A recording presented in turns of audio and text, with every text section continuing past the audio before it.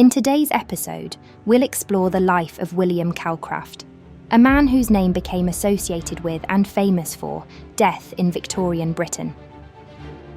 Calcraft was the longest-serving public executioner in the United Kingdom, and his career spanned over 45 years.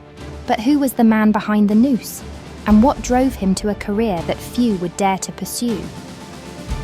Let's take a look on historical crime chronicles. William Calcraft was born in 1800 in Little Baddow, Essex, into a working-class family. Little is known about his early years, but like many children of the time, he grew up with limited opportunities and no schooling. His father was a shoemaker, a trade young William would eventually follow. On the 19th of March 1824, he married Louisa Kingsbury, and they went on to have 3 children. As he now had a family to support, Calcraft tried to make some extra money by selling meat pies at public hangings at Newgate in London. This is where he became acquainted with the City of London's current hangman, John Foxton. This newfound acquaintance changed the course of his life forever. John Foxton, who was nearing retirement, offered Calcraft a job as his assistant, a role that primarily involved flogging prisoners. Flogging was a brutal practice, yet it was a common form of punishment at the time. For Calcraft, it was a step up from pie selling and the start of a long and infamous career. In 1829, after Foxton's death, William Calcraft was appointed by the government as the official executioner for the City of London and Middlesex. He also held the post of executioner at Horsemonger Lane in the county of Surrey. It was a position that brought with it a grim responsibility. For this work, he received 1 guinea a week retainer, which in today's money is £1 and 5 pence. He was also paid a further guinea for each hanging at Newgate. In addition, he was recompensed £0.5 crown or 12.5 pence for a flogging. His earnings were greatly enhanced by executions at other prisons where he could charge higher fees, typically £10 plus expenses. The fact that Calcraft was paid in guineas is, in itself, an interesting point. The value of the guinea is £1 plus 1 shilling. Generally, tradesmen were paid in pounds and gentlemen in guineas. For example, barristers were paid in guineas, but they kept only the pound and gave the extra shilling to their clerks. Perhaps Calcraft was paid in guineas because his work was considered an element of the legal profession. In addition to these earnings, he was also allowed to keep the clothes and personal effects of the condemned, which he could sell afterwards to Madame Tussauds for dressing the latest waxwork in the Chamber of Horrors. Another item he could sell was the rope which had been used at a hanging. If it had been a high-profile case and had drawn the crowds in to watch, the rope could be sold for good money, up to 5 shillings or 25 pence an inch. Hence the expression, money for old rope. Public executions were a popular, albeit gruesome, spectacle. Crowds would gather in their thousands to witness the hangman at work. Calcraft was never a wealthy man, but he did enjoy a comfortable lifestyle and was said to be a keen gardener, angler, and regular church-goer. He didn't wear the normal black hangman attire. Instead, he wore a shooting jacket with a fresh flower in the buttonhole. He also made sure to read the newspaper accounts of the convicted before the hangings. I'm not sure if this impacted how fast the end would be for the convicted, but it does make you wonder if it influenced Calcraft in his method of hanging. In 1858, the Norfolk Chronicle gave a description of the famous hangman. They described him as being 5 feet 5 inches tall and said that there is nothing at all repulsive about him, except that feeling which is naturally induced by a knowledge of the nature of his office. They went on to say, he is more to be pitied than blamed. Most of Calcraft's early work came from London and the South East. The Midlands had the hangman George Smith, and Thomas Askern operated in Yorkshire and the North. However, with the arrival of the railway in the mid-19th century, Calcraft was soon able to operate all over Britain, and apparently he loved travelling. There was 6,000 miles of railway by 1850, which meant that he could effectively work nationwide, and he was in high demand. He managed a few trips to Scotland, one on the 28th of July 1865 to hang Dr. Edward William Pritchard at Glasgow, and another to hang George Chalmers at Perth on the 4th of October 1870, in what was Scotland's first private hanging. In 1873, the city of Dundee hired him, and when Calcraft arrived, the Times newspaper reported, if their visitor had been a royal personage or an eminent statesman, he could hardly have been treated with greater consideration. They also stated that Calcraft arrived with only one piece of hand luggage, a carpet bag containing a new rope, a white cap, and some straps. On this occasion, Calcraft had been hired to execute a man called Thomas Scobie, who had been sentenced to death for killing a man. Shortly after the verdict, however, several members of the jury sent a signed petition to the Home Secretary stating that they were not aware that they could have returned a verdict of culpable homicide, which is similar to manslaughter. This brought a reprieve for the convicted man. However, the reprieve didn't arrive until 2 hours after Calcraft had arrived on the Saturday morning. Thomas Scobie narrowly escaped the noose and Calcraft was treated like a celebrity. He stayed in the prison quarters and had all of his food delivered from the Royal Hotel. Even though there was no hanging performed, a large number of people gathered to see Calcraft depart for London. It was recorded that Calcraft seemed unmoved by the crowd that had gathered to see him off, but as the train was leaving, he leant out of the second-class carriage window so that everyone could see him and then waved goodbye. He always had a large audience to perform to. It makes you wonder if he enjoyed the fame that came with the job.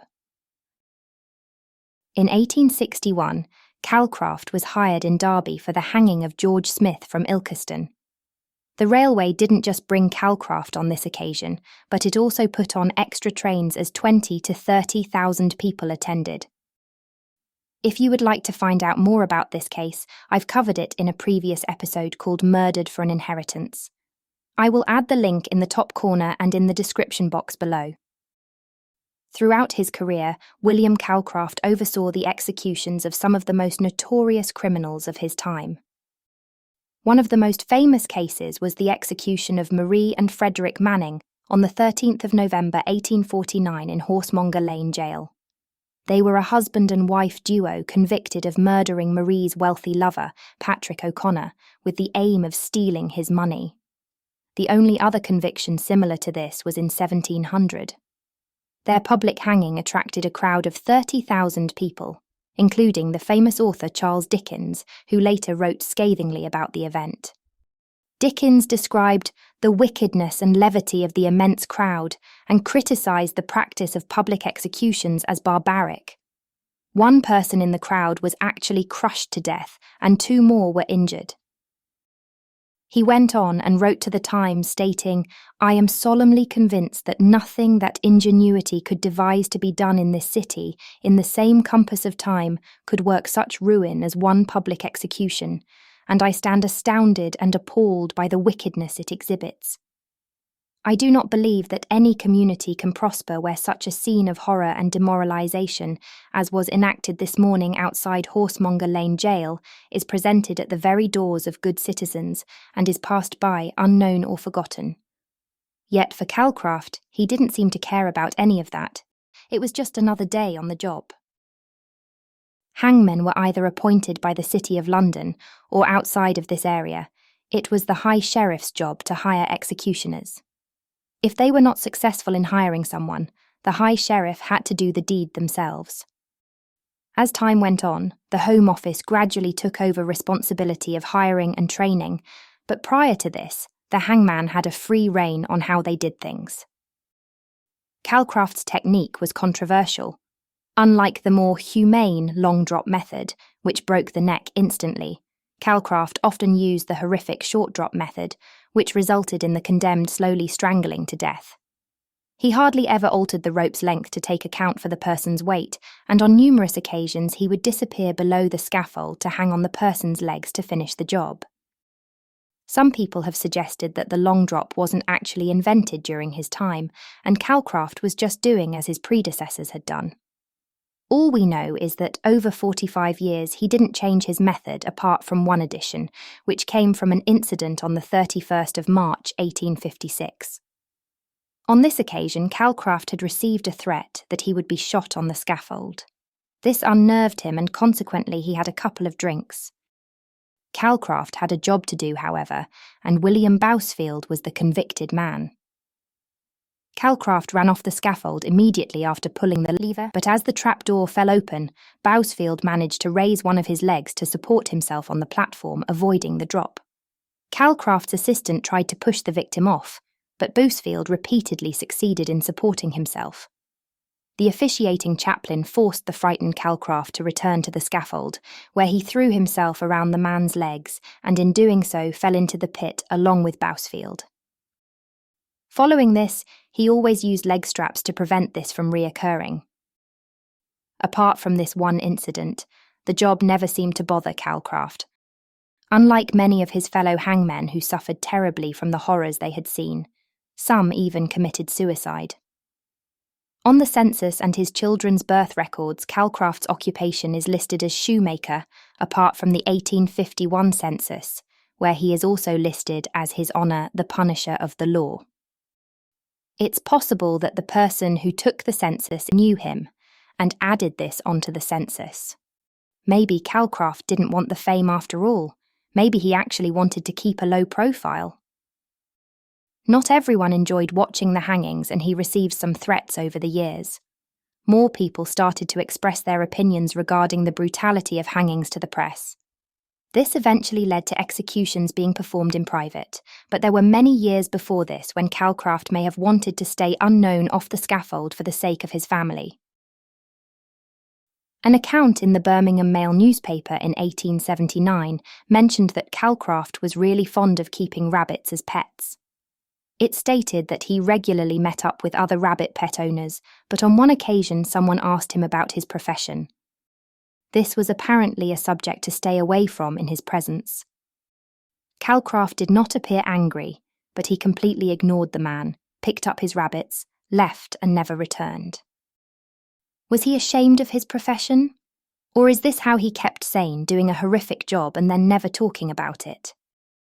It is also recorded that by 1869, Calcraft's mother, Sarah, was living as a pauper in the workhouse at Hatfield Peveril near Chelmsford. Calcraft was ordered to pay 3 shillings a week towards her upkeep, to which he objected, arguing that his brother and sister should be made to help, and that he had 3 children of his own to support. We obviously don't know what his relationship was like with his mother, but it was common practice in the Victorian period for elderly parents to live with their children, especially if they were classed as paupers. As I do more research into the life of William Calcraft, his character gets more and more questionable. In 1868, the government passed the Capital Punishment Amendment Act, which transferred all executions inside prison walls. The press and witnesses could still be permitted to attend, although executions were no longer the great public spectacles that they had been. In September 1873, Calcraft was giving evidence in court, after the private hanging of James Connor in Liverpool went horribly wrong. Calcraft opened the trapdoor, but the rope snapped and James Connor fell straight to the floor. He managed to stay on his feet but gave out a big groan. Understandably, the convicted man shouted, "What do you call this?" "Let me off. Surely this is enough. I stood it like a brick the first time. I should get off now." Unfortunately, another rope was sent for, and the hanging was performed again, executing the man immediately. By this time, William Calcraft was 73 years old, and the year after, he reluctantly retired. Calcraft received a pension of 25 shillings a week from the City of London, and the next hangman appointed was William Marwood. During his 45 years in employment, Calcraft executed approximately 450 men and women. On the news of his retirement, the Darlington and Richmond newspaper commented that Calcraft was going to devote his leisure time to the cultivation of flowers, especially roses, dahlias and tulips. His career spanned a period of immense change in British society, including the gradual decline of public executions, which were finally abolished in 1868. Calcraft himself was a relic of a bygone era, a man who had become the face of death for an entire generation. William Calcraft passed away on the 13th of December 1879 at Poole Street in Hoxton, leaving behind a legacy that is still debated to this day. Was he a necessary instrument of justice or a sadistic figure who revelled in the suffering of others? The truth, perhaps, lies somewhere in between. His life also raises questions about the nature of justice and the role of the executioner in society. His story is a reminder of the brutal reality of a time when death was a public spectacle, and the line between justice and cruelty was often blurred. In the end, William Calcraft was not just a man, but a symbol of an era defined by its harsh punishments and the people who carried them out. Thank you for joining us on this episode of Historical Crime Chronicles. If you found this story compelling, don't forget to like, subscribe, and hit the notification bell for more deep dives into history. See you next time.